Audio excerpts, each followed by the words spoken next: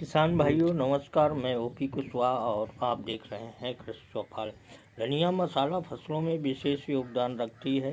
औषधि गुणों के कारण इसका प्रयोग हर घरों में रोजाना होता है। धनिया की खेती बहुउद्देशीय रूप में भारत के बड़े भूभाग में की जाती है। काफ़ी किसान भाई धनिया की फसल दानों के रूप में करते हैं, जो 110 से 120 दिन में पककर तैयार हो जाती है और 15-20 कुंटल प्रति हेक्टेयर उत्पादन हो जाता है। वहीं काफ़ी किसान हरी पत्तीदार धनिया की बिजाई करते हैं, जिसकी डिमांड बाजार में वर्ष भर बनी रहती है। धनिया की हरी पत्तियां सब्जियों में सीधे प्रयोग में लाने से औषधि गुणों के साथ सब्जी की गुणवत्ता बढ़ा देती हैं, जो 30 से 45 दिनों में बाजार के लिए तैयार हो जाती है। अतः इसकी लाभदायक खेती करने के लिए आवश्यक है खेत का समतलीकरण होना आवश्यक है तथा जल निकास का समुचित प्रबंध हो। फसल बुआई के समय पर्याप्त नमी का होना आवश्यक है ताकि बीज जमाव प्रभावित न हो। कार्बनिक पोषण के लिए गोबर की सड़ी खाद 25 से 30 टन हेक्टेयर खेत में मिलाकर पलेवा करके ही धनिया की बिजाई करना चाहिए, ताकि लंबे अंतराल तक जमीन में नमी बनी रहे, क्योंकि धनिया की फसल में बहुत कम पानी की आवश्यकता पड़ती है। पलेवा के बाद खेत में सफ़ेदी आ जाए, इस तरह ओट आने पर खेत की गहरी जुताई डिस्क हैरो से करना चाहिए। इसके बाद पाटा लगाकर खेत में ढीलों को खत्म कर इसकी बुआई छिटकुआं अथवा लाइनों में करते हैं। बाद में पाटा लगाकर खेत को अच्छी तरह दबा देते हैं ताकि बीज अच्छी तरह मिट्टी के साथ दब जाएं। जहाँ तक पोषक तत्व प्रबंधन की बात आती है, इसके लिए जरूरी है ऑर्गेनिक खादों का प्रयोग किया जाए तथा बीज विश्वसनीय संस्था से ही लेना आवश्यक है। बीज को पीपीएसटी से अवश्य उपचारित करें। यदि आपने बीज उपचारित कर लिया, बीज जमाव एक सारता कीट रोगों की संभावना नहीं रहती है। धनिया की फसल के सामयिक खरपतवार उगते हैं। इनका यदि समय से नियंत्रण नहीं किया गया तो फसल में दिए गए पोषक तत्व ज़्यादा मात्रा में अवशोषित कर लेंगे, जिससे बोई गई फसल कमज़ोर हो जाएगी। जब फसल में खरपतवार दिखना शुरू हों, 20 से 25 दिन पर खुरपी की सहायता से इनको फसल से निकाल देना चाहिए। साथ ही हल्की गुड़ाई भी हो जाएगी, जिससे जड़ों में वायु संचार की प्रक्रिया तीव्रता से होगी। जड़ों का विकास अच्छा होगा तो पौधा उतना ही अच्छा विकास कर सकेगा। यदि जहाँ लेबर की समस्या है, वहाँ 100 ग्राम एकड़ मैट्रीब्यूजिन 150 लीटर पानी के साथ छिड़काव कर खरपतवारों का निदान कर सकते हैं। यह रसायन जमे हुए खरपतवारों को तो मारता ही है, साथ ही खरपतवारों को उगने नहीं देता।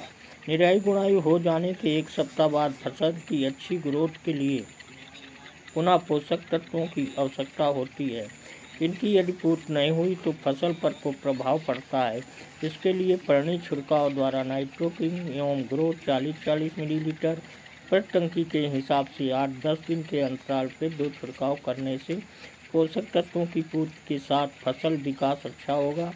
आवश्यकता पड़ने पर हल्की सिंचाई करें, जल भराव न होने दें। सिंचाई के लिए हल्की क्यारियाँ, जैसा कि आप देख रहे हैं, समझदार किसान भाई बिजाई के बाद बना लेते हैं। धनिया की फसल यदि दानों के लिए बोई गई है तो बिरलीकरण करना आवश्यक है। इसके 2 फायदे होंगे। पहला, आप हरी पत्तियों को बाजार में बेचकर एक्स्ट्रा आमदनी ले सकेंगे। धनिया की फसल में दिसंबर-जनवरी माह में माहू कीट की संभावना रहती है, जो कलियों का रस चूसकर नष्ट कर देती है तथा फसल में कभी कभी पाउडरी मिल्ड्यू का प्रकोप हो जाता है और ये बहुत देखने को मिलता है, जिससे भभूतिया रोग अथवा दहिया रोग भी जानते हैं, जिसके प्रकोप से पूरे पौधे पर सफ़ेद चूर्ण जैसा दिखाई देता है, जिससे फसल खराब होने का डर रहता है। फूल आने की अवस्था के दौरान ये समस्याएं आती हैं, अतः फसल की निगरानी करना आवश्यक है। इन समस्याओं के अग्रिम नियंत्रण के उपाय करें। नीम ऑयल 40 मिलीलीटर एवं पीपीएफसी 30 ग्राम तथा स्प्रेडाल 10 मिलीलीटर टंकी के हिसाब से फूल आने की अवस्था के पहले तथा 8वें दिन बाद पुनः पानी छिड़काव करें। बम्पर फूल फल के लिए ब्लूम नाइट्रो किंग 40-40 मिलीलीटर टंकी अवश्य मिलाएं। कोहरे पाले से भी धनिया की फसल में किसानों को भारी नुकसान उठाना पड़ता है। इसका अग्रिम नियंत्रण स्ट्रेस आउट 40 मिलीलीटर, स्प्रेडाल 10 मिलीलीटर टंकी के हिसाब से 15 दिन के अंतराल पर 2 छिड़काव करते हैं तो कोहरे पाले से फसल का बचाव होता है। इसके अलावा आप आवश्यकतानुसार दूसरी हल्की सिंचाई करते हैं तो आपकी फसल स्वस्थ व ज़्यादा पैदावार देगी। धनिया के दानों की हरितमा व गुणवत्ता बनी रहे तो दानों को अंगुलियों से दबाने पर सख्त दिखे तो फसल की कटाई अवश्य करा लें। फसल की लाख को छाए में सुखाएं अथवा दूसरे दिन पौधों को पीटकर दाने अलग करा कर हवा में ओसाई कराकर कूड़ा और दाना अलग कराकर दानों को तब तक बोरों या ढेर में न लगाएं जब तक दाने छाए में अच्छी तरह न सूख जाएं।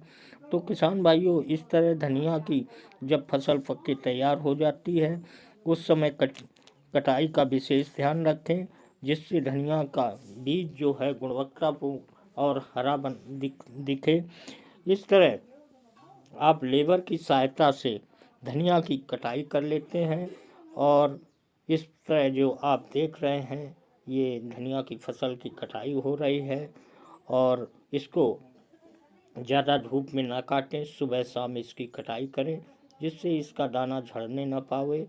तो किसान भाइयों, इस तरह हमारी बताई गई विधि के अनुसार यदि धनिया की फसल की निगरानी करते हुए और ग्रोथ प्रमोटर का इस्तेमाल करते हुए समय से जैसे हरी धनिया कुछ हल्की पीली दिखे तो उस तरह आप कटाई कराएंगे, सफाई कराएंगे तो आपकी धनिया की उपज अच्छी होगी, गुणवत्तापूर्ण होगी।